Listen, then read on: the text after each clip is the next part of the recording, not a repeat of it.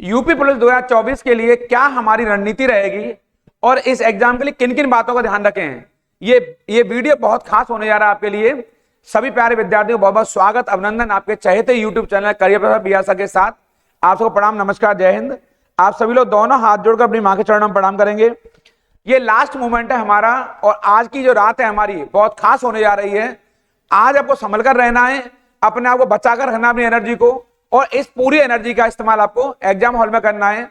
अब इस वीडियो में बहुत संक्षिप्त अंदाज में मेरे साथ हैरी सर है यहाँ पर और मैं भी बैठा हुआ हूँ। बहुत कम शब्दों में बताएंगे आपको किन किन बातों का ध्यान रखना आपको और एग्जाम हॉल में किस तरह उतरना आपको, क्योंकि ये युद्ध है हमारा और इस युद्ध में अंतिम रूप से किन किन चीजों को अंतिम रूप देना है इनका ध्यान रखेंगे आप लोग।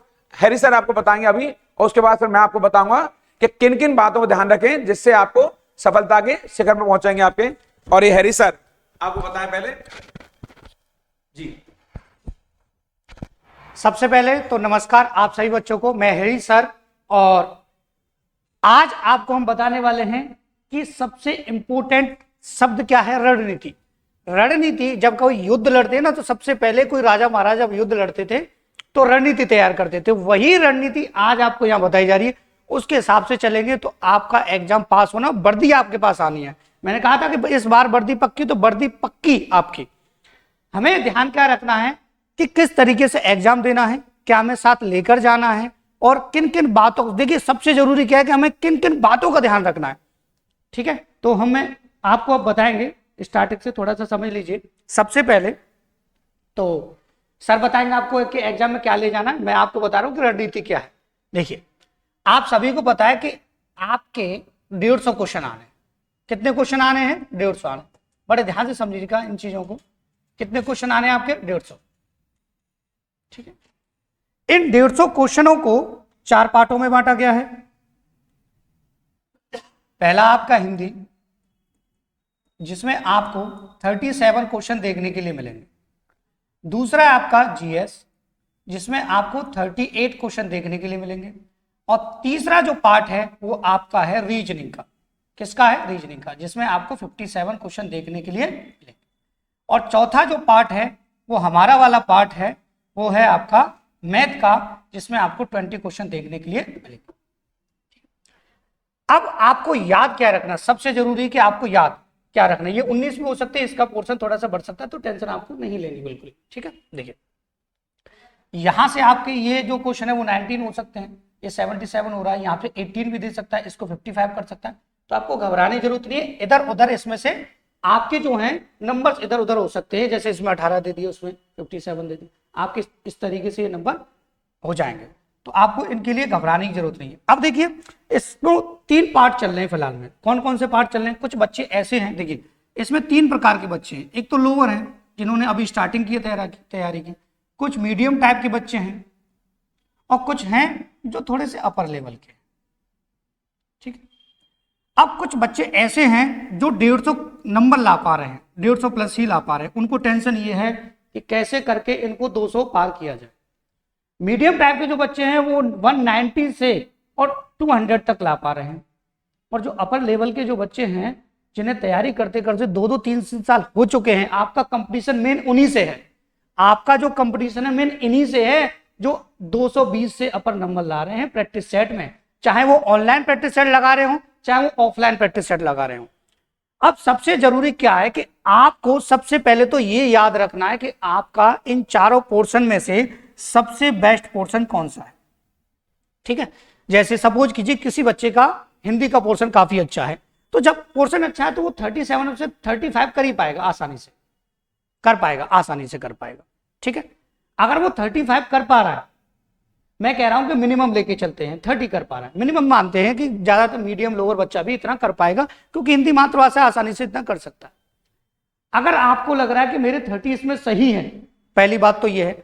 दूसरा, आपको जिसमें भी डाउट लगे उस पर थोड़ा सर्कल बना दीजिए, उसको बाद में कीजिएगा। ये नहीं करना है कि उसमें सोचें, ये बाद की बातें हैं। पहले आपको 200 कंप्लीट करना है, जिससे आपका मेरिट में नाम आ जाए। ठीक है, आपने 30 सही कर लिए। अब आप पहुंचे जीएस पर।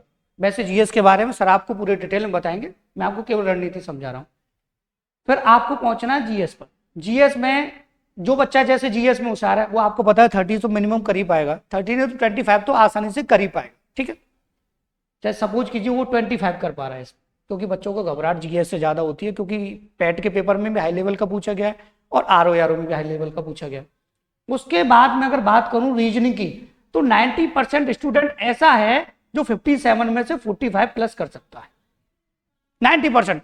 ये मैंने एनालिसिस किया है बच्चों का, तो मुझे इतना कंफर्म है कि 45 हर बच्चा कर पाएगा, ठीक है। बात आती है मैथ की। देखिए अगर मैं इनको टोटल करता हूं तो 30 ये और 25 और ये तो हो गए आपके 70 और 30 कितने हो गए आपके 100। आपके अगर 100 क्वेश्चन यहां तक सही हो पा रहे हैं, आपके 100 क्वेश्चन अगर सही हो पा रहे हैं तो आपको घबराने की जरूरत नहीं है। पर आप मैथ पे जाइए, और जिनका मैथ का पोर्शन अगर थोड़ा सा भी वीक हुआ ना, तो मेरा मानना ये बेटा कि मैथ के पोर्शन को 3 पार्ट में बांटा जाता है। कैसे कि 10 क्वेश्चन आपको सिंपल ऐसे मिलेंगे जो बिल्कुल लोअर लेवल के होंगे, 5 क्वेश्चन आपको मीडियम मिलेंगे, और 5 क्वेश्चन मिलेंगे बहुत ही ज्यादा हार्ड मिलेंगे, ठीक है। आपको क्या करना है, सबसे पहले तो लोअर वाले जो 10 क्वेश्चन है मैथ के उनको उठाना है। फिर अगर आप मीडियम को कर सके तो मीडियम पे उठाइए, अदरवाइज मैथ में कंफ्यूज कभी मत होना कि अगर आपको लग रहा है इसका आंसर गलत है भाई उसको दोबारा रिपीट करना, उस क्वेश्चन को तुरंत छोड़ दीजिए।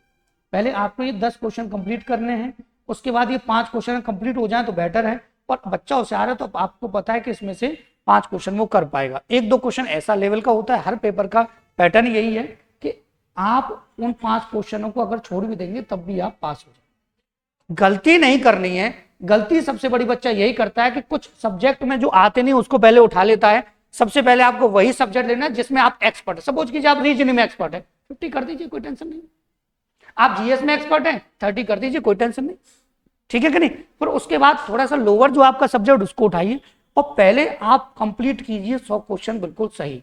अगर आपको लगे 100 क्वेश्चन मेरे सही हो गए, बहुत से बच्चे ऐसी गलती कर देते हैं, इतनी गलती कर देते हैं कि वो क्या करते हैं कि जब उनको लगा कि 100 क्वेश्चन कंप्लीट हो गए, ठीक है, उन्हें लगा कि 100 क्वेश्चन कंप्लीट हो गए, तो वो क्या करते हैं बाकी के में तुक्का लगा देते। तुक्का आपको नहीं लगाना है, केवल कुछ ही समय में इन चीजों को समझ लीजिए बेटा, क्योंकि अब ज्यादा समय नहीं रहा है। आपको क्या करना है, तुक्का नहीं लगाना। अगर आपके 100 प्लस हो रहे तो 10 मैथ में और निकाल दिए, 110 हो गए और आपका नंबर आसानी से इस बार, ठीक है। तो ये रणनीति है किस तरीके से आपको क्वेश्चन करना है। और आप सभी बच्चों को मैं बधाई देना चाहता हूं, और ऐसी वैकेंसी बेटा दोबारा नहीं आनी है। जान लगा दीजिए ये जो रणनीति, इसको अपनाइए और फिर देखिए आपका रिजल्ट कितना बेस्ट आता है। तो अब इसके बाद सर आपको बताएंगे कि आपको क्या पढ़ना है, क्या ले जाना है। हैरिसन ने आपको बताया अभी, और सबसे महत्वपूर्ण बात जो सर ने बहुत संक्षिप्त अंदाज में बताई है, एक बात ध्यान रखनी है, opportunity knock at the door at once. अवसर केवल एक बार दरवाजा खटखटाता है, बार बार नहीं। ये अवसर मिला है आपको, ऐसे अवसर बार बार नहीं मिलेंगे। इस मौके को भुनाना है, क्योंकि जीवन में ऐसे मौके कभी कभार मिला करते हैं। आप जानते हैं ये भर्ती, ये यूपी के इतिहास की सबसे बड़ी भर्ती है, और इस भर्ती को आपको भुनाकर ही जाना है आपके। तो इस ज्यादा समय नहीं लूंगा आपका, बहुत कम समय बचा हुआ है, इसलिए एक एक शब्द को सुनेंगे, इन शब्दों को भुनाएंगे। हर छोटी बात का ध्यान रखेंगे इसमें। आपके पेपर हॉल में आपको कम से कम 2 घंटे पहले पहुंचना है, अपने स्थान, नियत स्थान पर जहां भी जा रहे हैं। जैसा कि आपको मालूम है, पहली मीटिंग आपकी 10 बजे शुरू होगी और 12:05 तक वो खत्म हो जाएगा पहला पेपर। शाम की मीटिंग का पेपर 3 बजे चालू हो रहा है, 5:05 तक पेपर रहेगा। प्रयास ये करना पेपर को समय से पहले समाप्त करें। ऐसा नहीं है कि पूरा टाइम हमें 2 घंटे का मिला हुआ है तो 2 घंटे में समाप्त करें, नहीं, पेपर को समय से पहले समाप्त करने का प्रयास करें। और एग्जाम फोबिया से बचें। कई बार बच्चे बहुत सारा पढ़ते हैं, कई सालों से पढ़ रहे हैं, लेकिन वो एग्जाम फोबिया के शिकार हो जाते हैं। एग्जाम हॉल में चाहकर भी चीजों को परोस नहीं पाते हैं, चीजों को कर नहीं पाते हैं।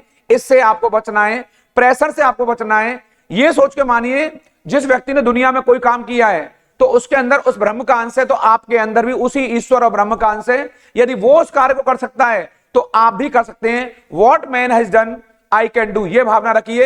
एक दुनिया में ब्रह्म के किसी अंश ने कोई कार्य किया है तो उसे मैं भी कर सकता हूं, I can do it this, ये आपके अंदर भाव रहना चाहिए।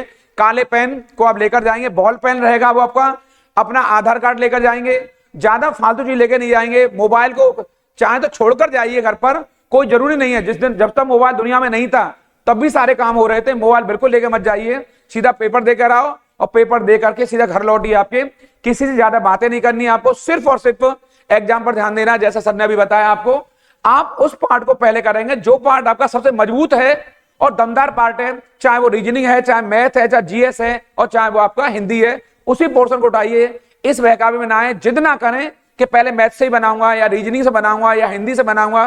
कोई जिद करने की आवश्यकता नहीं है आपको।